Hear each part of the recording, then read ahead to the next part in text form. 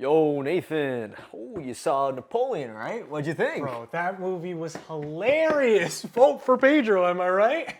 Go for it. What do you... No, I didn't... Not Napoleon Dynamite, the new Napoleon film with Joaquin Phoenix. I think you're mistaken. Joaquin Phoenix wasn't in it. Gosh! Nathan, you ruined the episode. Bro's cranky.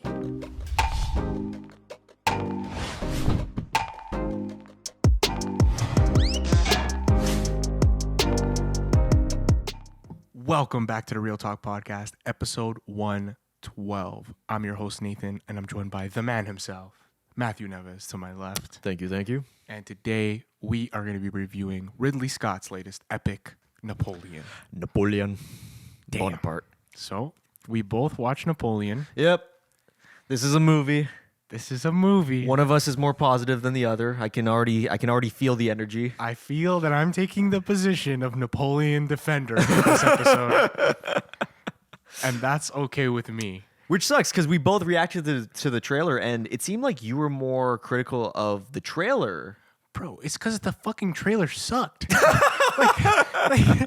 Let's keep it 100. Fucking What music was it? Napoleon over the Black Sabbath. Yes. Ozzy Osbourne. Yes. That was it. It was like War Pigs. It was pretty. And it was so terrible. Did not fit. Did not give me the vibe I wanted at all. Mm-hmm. And I actually liked it was just one of those instances where I liked the film more than I liked the trailer. For sure. Damn.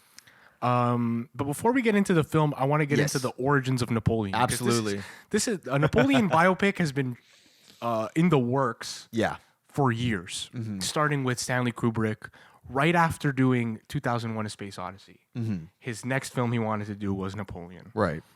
Apparently, he goes absolutely insane, sends people to all corners of the world to do Napoleon research. Yes. For 2 whole years, he's doing Napoleon research. Oh, yeah. And he just can't get the script right. There's a script that's written. Mm-hmm.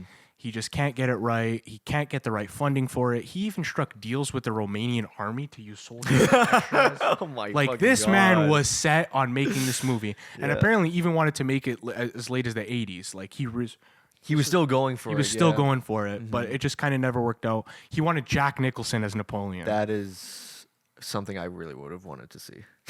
I could see Nicholson as Napoleon. I think the issue why it got canned was the studio that was funding it. They made another Napoleon film called Waterloo, or maybe another film came out around the same time, and they're like, well, this film came out, so we're going to have to can this one. And that was like the infamous moment where Kubrick had to stop, and I think his next film was Barry Lyndon, so he used a lot of the production and costume design. Which is why Barry Lyndon. It looks amazing. It looks amazing. Yeah. Because he was gearing up for an epic like Napoleon. Yeah, exactly. But no, it's been attempted before. Like Waterloo came out in 1970. I think I briefly mentioned there was a silent film by, I believe, Abel Gance called Napoleon. Titled that way, 1927. That's 5.5 hour epic. So if you like silent movies and you like epics, that's where you go. But nothing. 5.5 hours is wild. Oh yeah, especially for a silent movie. But yeah, you were showing me some pictures of the scope, and I'll put some on screen. It looks pretty insane for that time. Like wow, that's definitely ahead of its time. So to say like tackling a Napoleon biopic, saying that it's ambitious is like the biggest understatement of all time. Like obviously his life was insane in terms of who he was as a person. So the man was in like 60 battles. So it's like when you do a Napoleon biopic, you're going to have to show some of those. Oh, and yeah. That's so hard to film. Mm-hmm. So yeah, tackling this project is fucking crazy. And I think you have to be a little crazy to want to tackle it. And in comes Ridley Scott at 86 fucking years old. He's 86, dude. Bro. What? This man is 86 years old.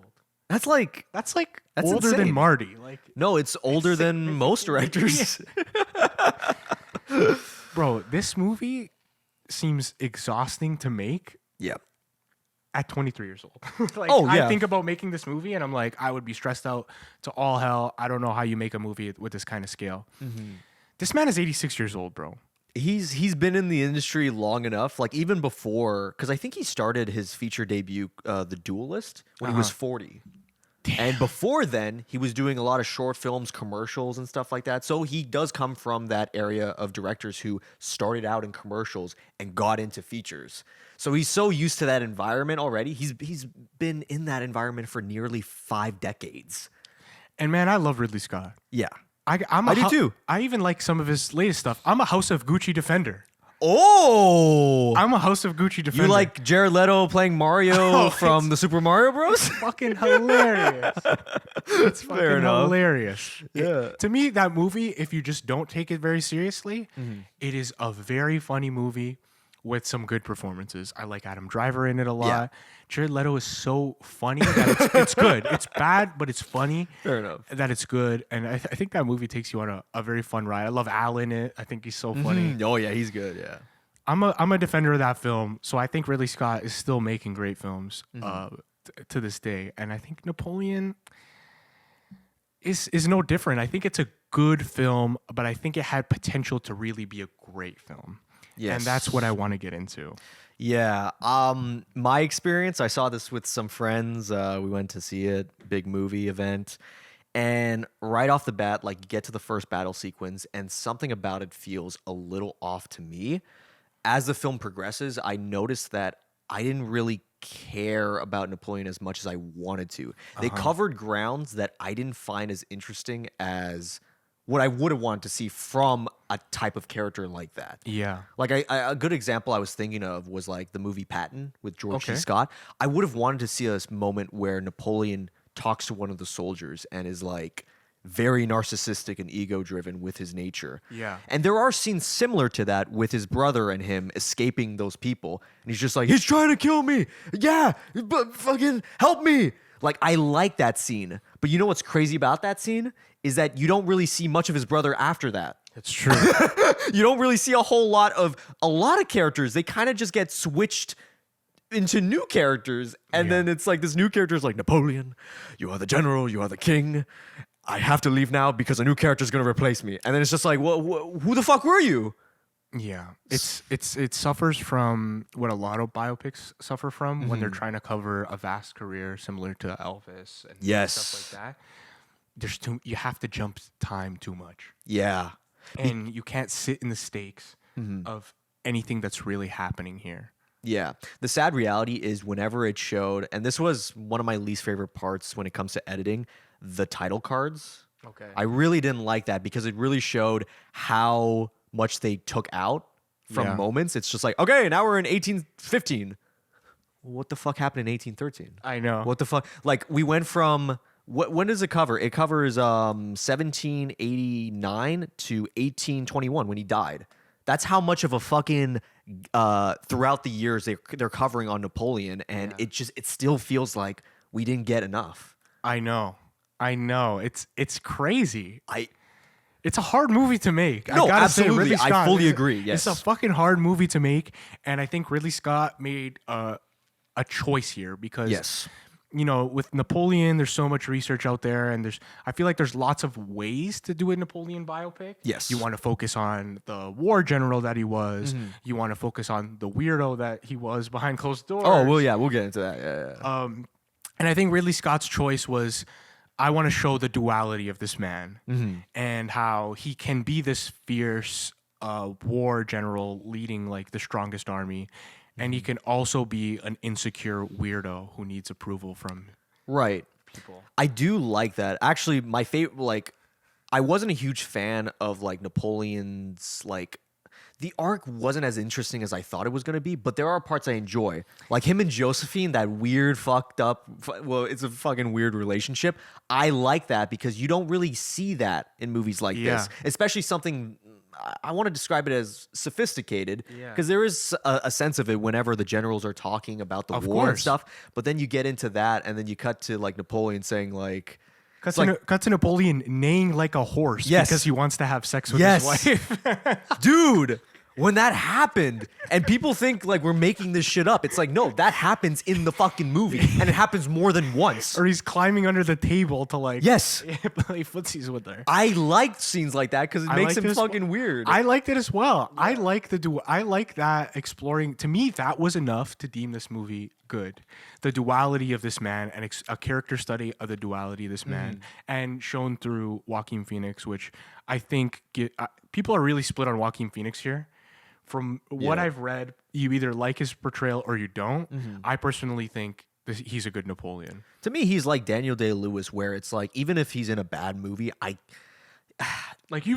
can't say it's a bad performance. It's a pretty fucking solid performance. Is it his best? No. No. But he's not giving a bad performance. I don't think anybody in this movie is giving a bad performance. I think they're selling it the way that Ridley Scott wanted them to. Yeah, I agree. Especially Vanessa Kirby as Josephine. I love their relationship in terms of like what I saw from the weirdness and the fucked up like moments. I would have wanted to see more, and I got really bummed when she just dies. Because there is that moment, and I'm like, shit, we still have the third act. I know. I think Vanessa Kirby was great. I mean, this is a hard role for her because she mostly shares scenes with Napoleon. Yes. With Joaquin Phoenix, a great actor and the self-titled main character. Right. So that's very hard to like establish your own presence. But she does a great job of like taking the power away from him in certain scenes, which is very hard to do with a character like this. Oh, absolutely. And I think Vanessa Kirby kills it. And that's kind of my favorite parts, or when they're exploring the duality of him and kind of what a weirdo he is behind closed doors. And some of those awkward, uncomfortable scenes. I like it. This film is wild. It's out there from the beginning. The first scene, somebody's getting, there's a public execution. Oh, yeah. And you're good. like, oh, fuck, I'm in for a ride here. Like, that set the tone for how this movie was going to be. And it just got weirder and weirder and weirder through that first act. Yeah, I agree. I feel like there are like various moments where that stand out to me. Like, I think my all-time favorite scene in this movie is the cannonball battle. Yeah. Where they shoot the cannons and it hits the ice and everyone's falling, and that epic music, the epic visuals. I'm like, dude, this is one of the highlights. Bro, for but me. those poor horses, man. It's poor horses, but it's so beautifully done. Like, you see them underwater, the soldiers, and they're like I know. it was done so well. Oh, That to me was like, that was the battle sequence of the film. Yes. It happens pretty early. it does. I kind of that was before Waterloo. To me, that felt like the climax one, just because it actually shows what a strategist Napoleon was, and doesn't just. Some of these other battles just feel like he's not really outsmarting anybody. He's just willing to throw shoots a cannon at the fucking pyramids. Yeah. Sometimes it just feels like he's willing to throw more guys than the opposition is. You know what I mean? He's willing to just kill more people for no reason. But that one felt like. That one felt impactful. It felt clever. It felt like, oh shit. Like, oh, he was this kind of guy. Like, that's genius. It's clever, and yeah. He was outnumbered, but found a way to like, and that's very clever. And I don't think the battle sequences give me too much of that, other than this one. Like, to me, that's the strongest showing of his mental and his like strategy, because that's just not covered. Yeah. We don't get into the mind of Napoleon Not very really. much as far as how he like planned out these attacks and stuff like that. They rather just give us scenes of him being a weirdo. Yeah. And I wanted a little bit of both. Yeah, same. I wanted a little bit more setup for these battles. I wanted to understand why these battles were taking place. Yeah. It's not just like, it's like we have that one battle with the British, right? Yeah. And it's like we get one scene where he confronts the British guy and he's like, you guys think you're better because you have boats? Yeah. And then it's like cut to the battle and it's like, oh, you guys are fighting because of that? Like, Yeah. You know what I mean? And it's like, really, there's like this huge conflict going on that is bubbling over years and years. And it's like, you don't understand the scale of that in this movie. And I feel like that's where it contradicts itself, where it's just like it's trying to do two things at the same time. Yeah. First, you have the sophistication of the battles and how they're shot and how they're edited, which I think for the most part is very well done. But then you contrast that with like, I enjoy my meals. I do. Yeah. Destiny has brought me here. Like, I like that dialogue, but like, it sticks out like a sore thumb when you contrast that to the dialogue where it's just like, Napoleon, you have to do this in a strategic way. It's like that's why I think people are split on Joaquin Phoenix because of some of the lines, not his delivery. No, like that boats line and stuff. Because the scene that really sticks out to me is when he puts on the crown of France and he's like, I found the crowd of France in the gutter. Yeah. To me, that's like, oh, he's killing it. He Like, is, yeah. That's the Napoleon we could have got if that's what Ridley Scott wanted us to portray. Right. Joaquin Phoenix is fully capable of being that guy, but that's not what Ridley Scott wanted. He wanted to do almost everything. Yeah. And if you have a runtime like this, no matter what, it's gonna feel like you've cut shit out. Didn't it feel like a lot of this movie was like various characters kind of just got forgotten? And Yeah. I feel like in the director's cut, which I was confirmed, right? Ridley Scott confirmed a director's cut. A director's cut is coming to Apple TV. How long is that fucking movie gonna be? 4 hours, 10 minutes. Jesus Christ. Oh my God, it reached beyond Snyder cut. Holy fuck, dude. 4 hours, 10 minutes.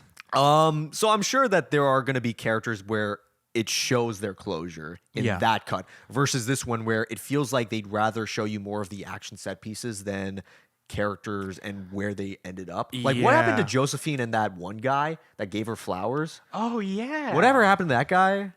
It moves too quick, man. What? I don't know. It's sometimes the movie is just like, it's like you said, he's trying to do everything at once. Yeah. So it's like you're exploring this relationship, and then it's like, okay, cut to like Napoleon's greatest war hits. Right? And it's like quick compilation of like Napoleon's battles. Yeah. And then it's like back to the relationship, and then compilation of the battles. And I don't know. I needed more out of those battles. I needed more stakes. I needed more setup. I needed more into the mind of Napoleon. Yeah. And they try to do that with the letters, if you notice. Yeah. With the voiceover from Josephine and Napoleon, writing letters to themselves. But it doesn't feel as impactful as the film wants it to. No. Because of the fact that you don't get the scenes that feel like that. I know. They try to glue it. It's like, well, we kind of have them. We'll just do voiceover so you can still watch the battles. It's just like, wait, that's not the point. You have to make us give a shit about who Napoleon was first. That's what they didn't do a great job of. It's I feel I didn't know much about Napoleon before this, and I still feel like I really don't. Other than he's kind of like, now I know how much of a weirdo he kind of was. Kind of a weirdo, kind of an asshole. But I still don't know much about what made him a great war leader. I don't really know. I don't really know what went into the mind of Napoleon, what his psychologically, how he thought, and kind of what his strategy was. I don't know that stuff. I'm with you there, and I think that's why, coming back to thinking of how this movie started. A movie starting, you have to establish that right away. Yeah. What do we know about various biopics that we've seen? I feel like Priscilla established who she was, what her character was when she was like in high school as a child and stuff. You don't have to go super complex, but you have to give us that ground rule. What do we know about Napoleon right when the first battle he's in? Yeah, we don't know. They His get us horse right into died. the action, but before that, we know the horse died. He watches that public execution. He just stares at it. We don't know anything about how he's feeling. We don't really know anything about the state of France. Yeah, that too. It's like we have to do our fucking research first before getting into this film. Yeah. To be like, oh yeah, this is what's happening. Okay. Like, no, you should tell us, establish what the fuck is going on at this point of time in France. That way we can understand like why Napoleon is acting this way. Yeah, they do it very vaguely with like people protesting the beheadings, but it's like that has nothing to do with really people are disagreeing with public executions. Yeah. But they're not like I still don't know what the political climate is in France. What are they trying to conquer? Are they at war with certain countries? I don't know that. No. I don't either, because it really comes down to like, okay, what do I know about Napoleon after watching the film? He loves France. He is ego-driven. He's fucking weird with his mistresses. Yeah. And then he dies. And that's the thing. And when you don't set up the stakes to these battles, it's like, and you just label the battle with a little year and name of the battle. Name of the person too. And it just becomes so so forgettable. Like I couldn't tell you the names of most of those battles or the years that they happened or why most of them even happened. Exactly. Because it just feels like I was watching a compilation at times. Yeah. And that's where the missed opportunities lies in this film. Because if you set up the battles a little bit better and do the duality of the relationship of him being a weirdo and the duality of this man, I think there's a classic film in here somewhere. And maybe the 4-hour cut gets us closer to that, but I don't think that's like... What about his kids? Yeah. He had a child. Is there ever a scene where, and I'm not saying you have to do it this way, but remember that scene in like There Will Be Blood with his kid? Yeah. Like maybe something like that. Give us something where it's just like, what is Napoleon's legacy now? Because he wanted that kid. Remember, that was like the biggest deal for him. Was just like, where's my child? Where's my child? That's why he left the girl. Yeah. And then like at the very end of the day, like I don't remember him mentioning his child after that or talking about his son. Or you get that scene where he brings the kid to Josephine. And then you never fucking see the kid again. Like what? Do you see the kid again one time? Like I'm not sure. Maybe grown up. I don't fucking know. That's the thing. And that's the one How thing. do I not know? Yeah. How do we not know? Even though we just watched the motherfucking movie. Yeah. I couldn't believe it. And you know the end title screen? Yeah. Where it showed Napoleon and like all the casualties from all the wars. Yeah. Did that not seem so out of place from the tone that this movie was giving off? Yes. What the fuck was that all about? They had to do the fucking classic black screen again with the. But it doesn't even match what the film was trying to say. Mm-hmm. What was it? It had nothing to do with the soldiers dying. It had more to do with Napoleon's ego for who he was and Josephine's relationship. Yeah, that's the thing. What is this film trying to tell us about Napoleon? What? Was he a misunderstood war leader, or was he a bad guy who talked himself into this role and many died because of it? Right. Because that's the message I think it's trying to send at the end. Yeah. But you're sending me that message through text on a black screen. Right. Like either you have to tell me that in the film that he's a piece of shit. Wait. Because in the film he doesn't really seem like a piece of shit. He just seems like a weirdo. Yeah. But at the end, it's like, oh yeah, all these people died because of it, and the body counts kept going up battle by battle. Right. And it's like, why not have a scene in the middle where it's like, hey, Napoleon, every time you have a fucking battle, more and more people are dying. Something's not going right. I think they briefly mentioned that right after Waterloo, and they're like, all right, you're a fucking idiot. It's so but that's brief. It's so brief. It's like briefly shows that after a while, the opinion on Napoleon is split, and some people like him and some people don't. But it's not harped on enough for that black screen at the end to be like, oh yeah, he's a piece of shit all along, guys. What the text should have been was his ego-driven obsession and with Josephine, which is like at the very, it was like the last fucking line of his last words, which, okay, I kind of like that. That's kind of what the film was trying to say. There was never a scene where Napoleon went up to a soldier and was abusing them mentally. So like there's a scene like that in Patton where one of the guys has shell shock. Right. And the guy's like, I don't believe in that. You go to the front lines. You get a scene like that showing how ego-driven and insane Napoleon is. And then maybe you can put that title screen in. Yeah, like, exactly. give us something with that relationship. Exactly. Like, he seemed to be a man that his army really respected and revered. Yeah. Even in that scene where he comes back from that island the first time. Yes. And those guys are about to kill him, and he talks his way into them joining him somehow. So it's like, clearly his soldiers had a ton of respect and reverence for Napoleon. So what's the message? Yeah. What's the message? The message is a little bit confusing. And that's why I feel like there's a missed opportunity here. But I don't think Ridley Scott gives us a bad film. I think he just gives us a little bit of a confusing film. But for me, the performances, the cinematography, the way those battles are shot, it looks expensive. Oh, yeah. It looks grand. It looks like an epic. And I'm very glad that movies like this are being made. It might not be my favorite, but at 86 years old, thank God somebody is giving Ridley Scott money to make epics like this. I agree in terms of that. I wish, the sad reality is I would have wanted this to be more like his stronger entries in his filmography. But to me, this is going to be as memorable as like his Robin Hood movie with Russell Crowe. Remember that one? Yeah. Where it's like, yeah, it's well shot. It's really expensive and it's well put together. But do I remember a single fucking thing from that movie? Maybe one or two scenes, but for a 2.5 hour long movie, that's like, that's not super praise, to be honest with you. And like, and that's the thing too. I don't give a shit if this is not historically accurate. I'm not one of those history majors that's like, Me neither. oh, well, Napoleon was supposed to speak French. Why are they all British? Yeah, whatever. It's a good cast regardless. I'm fine with that. But you gotta engage us with the fucking story that you're showing us right now. I completely agree.